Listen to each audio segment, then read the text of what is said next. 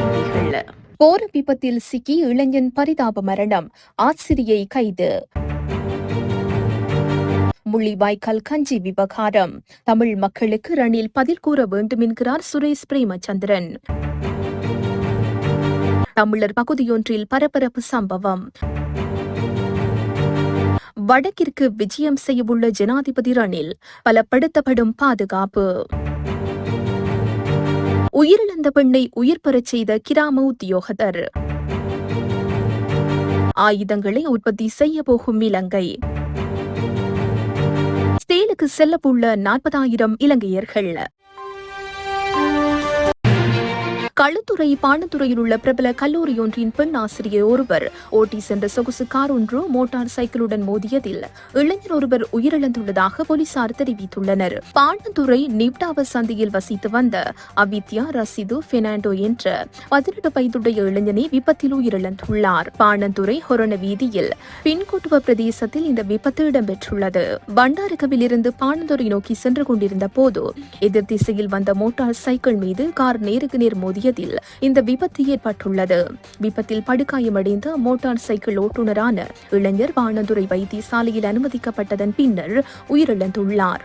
கைது செய்யப்பட்ட ஆசிரியை பாணந்துறை நீதவான் நீதிமன்றில் ஆஜர்படுத்தப்பட்டுள்ளார். முள்ளிவாய்க்கால் நினைவேந்தலை இலங்கை அரசாங்கம் தடுக்கக்கூடாது என சுரேஷ் பிரேமச்சந்திரன் தெரிவித்துள்ளார். முள்ளிவாய்க்கால் வாரம் ஆரம்பிக்கப்பட்டுள்ளது. இறுதி யுத்தத்தில் மக்கள் மிக மிக மோசமாக பாதிக்கப்பட்டார்கள். கஞ்சிக்கு கூட வழியில்லாமல் மக்கள் இறந்தனர். கஞ்சிக்காக வரிசையில் நின்ற வயோதிபர்கள், குழந்தைகள் கொல்லப்பட்டார்கள். இவ்வாறாக மோசமாக கொல்லப்பட்ட உறவுகளை நினைவேந்துவதற்கு அரசாங்கம் தடை விதிப்பதை ஏற்றுக்கொள்ள முடியாதது எனவும் தெரிவித்துள்ளார். யாழ்ப்பாணத்தில் இடம்பெற்ற ஊடக சந்திப்பின் போதே அவர் இவ்வாறு தெரிவித்துள்ளார்.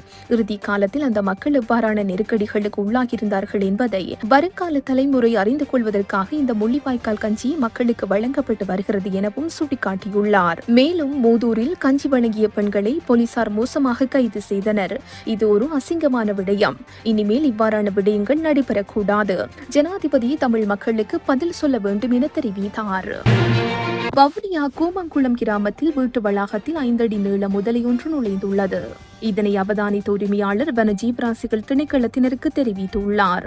இதனையடுத்து குறித்த இடத்திற்கு வந்த வனஜீவராசிகள் உத்தியோகத்தர்கள் கிராமத்தவர்களின் ஒத்துழைப்புடன் முதலையினை பிடித்து காட்டில் பாதுகாப்பாக விடுவித்தனர்.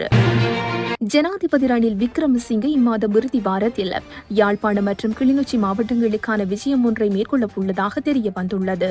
கிளிநொச்சி மாவட்டத்திற்கு வருகை தரும் ஜனாதிபதி கிளிநொச்சி மாவட்டத்தில் புதிதாக அமைக்கப்பட்ட வைத்தியசாலை கட்டடம் ஒன்றை திறந்து வைத்த பின்னர் யாழ்ப்பாணத்திற்கான விஜயத்தை மேற்கொள்ள உள்ளார். யாழ் போதனா வைத்தியசாலையிலும் புதிதாக அமைக்கப்பட்ட கட்டடம் ஒன்றை ஜனாதிபதி திறந்து வைக்க உள்ளார்.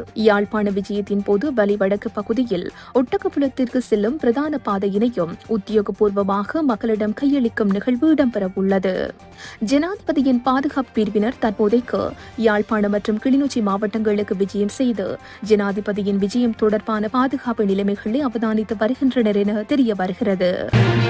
உயிரிழந்த பெண் உயிருடன் இருப்பதாக ஆவணம் வழங்கிய கிராம அதிகாரி ஒருவர் கைது செய்யப்பட்டுள்ளார். களுத்துறை தேக்கவத்தை கிராம உத்தியோக பிரிவில் கடமையாற்றும் 52 வயதான கிராம உத்தியோகத்தரே இவ்வாறு கைது செய்யப்பட்டுள்ளார். பெண் ஒருவர் விடுத்த கோரிக்கைக்கு அமைய இந்த ஆவணம் தயாரிக்கப்பட்டுள்ளது. வேறொரு பிரிவில் கடமையாற்றும் போது உயிரிழந்த பெண் ஒருவரின் பெயரில் அவர் உயிருடன் இருப்பதாக குறித்த கிராம உத்தியோகத்தர் மௌலவி ஒருவருக்கு கடிதம் ஒன்றை அனுப்பியுள்ளதாக தெரிவிக்கப்படுகிறது. அந்த கடிதத்தை பயன்படுத்தி களுத்துறை பிரதேசத்தில் உள்ள வேறு ஒருவருக்கு சொந்தமான காணி ஒன்றிற்கு போலி பத்திரம் தயாரித்துள்ளதாக போலீசாரின் ஆரம்பகட்ட விசாரணைகளில் இருந்து தெரிய வந்துள்ளது.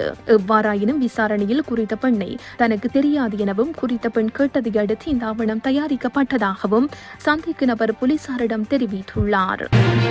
சிறிய ஆயுதங்களை உற்பத்தி செய்யும் ஆயுத தொழிற்சாலையை அமைப்பது குறித்து இந்தியாவுடன் இலங்கை பேச்சுவார்த்தை மேற்கொண்டுள்ளதாக பாதுகாப்பு ராஜாங்க அமைச்சர் பிரமித்த பண்டார தின்னகோன் தெரிவித்துள்ளார். ஆயுதங்களை உற்பத்தி செய்வதில் இலங்கை ராணுவத்திற்கு நிபுணத்துவம் உள்ளதாகவும் இலங்கை உற்பத்தி தொழில்துறை குறித்து கவனம் செலுத்த வேண்டும் எனவும் ராஜாங்க அமைச்சர் குறிப்பிட்டுள்ளார். இதேவேளை இந்தியாவிடமிருந்து ஆயுதங்களை கொள்வனவு செய்வதற்கான முயற்சிகளில் இலங்கை அரசாங்கம் ஈடுபடவில்லை எனவும் பாதுகாப்பு ராஜாங்க அமைச்சர் பிரமித்த பண்டார தின்னகோன் மேலும் தெரிவித்துள்ளார். இந்தியாவுக்கும் இலங்கைக்கும் ராணுவத்துக்கும் இடையிலான தொடர்பு நன்றாகவும் உயர் மட்டத்திலும் உள்ளது. கடந்த 2 தசாப்தங்களில் இந்தியாவின் உற்பத்தி பிரிவு வளர்ச்சி அடைந்துள்ளது. இலங்கையை கவனிக்க வேண்டிய ஒரு முன்மாதிரி இது. அதிலிருந்து நாம் நிறைய கற்றுக்கொள்ள வேண்டும் என்றும் அவர் மேலும் கூறியுள்ளார்.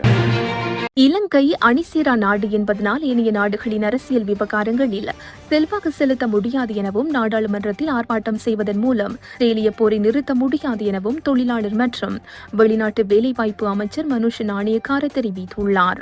வெளிநாட்டு வேலைவாய்ப்பு பணியகத்தில் இடம்பெற்ற நிகழ்வொன்றில் கலந்து கொண்டு கருத்து தெரிவிக்கையிலேயே அமைச்சர் மேற்கண்டவாறு தெரிவித்தார். வேலைகளை அகற்ற இஸ்ரேல் முயற்சிக்கிறது. இஸ்ரேலில் 40,000க்கும் மேற்பட்டோரை அதிக ஊதியத்துடன் வேலைக்கு அனுப்ப திட்டமிட்டுள்ளோம். அது நடந்தால் எங்கள் கிராமத்தில் உள்ள இளைஞர்கள் வெற்றிகரமான தொழிலதிபர்களாக வாழ்க்கையில் வெற்றி பெற முடியும் என்றும் அமைச்சர் கூறினார். எதிர்க்கட்சித் தலைவர் சஜித் பிரேமதாச உள்ளிட்ட எதிர்க்கட்சிகளின் சில அரசியல் குழுக்கள் முஸ்லிம் மக்களின் வாக்குகளை பெறும் நோக்கில் இலங்கை இளைஞர்களின் எதிர்காலத்தை பலி கொடுத்துள்ளதாக அமைச்சர் குறிப்பிட்டார். இத்துடன் இன்றைய பிரதான செய்திகள் நிறைவு பெறுகின்றன. உச்சி மீது வானிடிந்து வீழுகின்ற போதிலும் அச்சமில்லை அச்சமில்லை அச்சமென்பது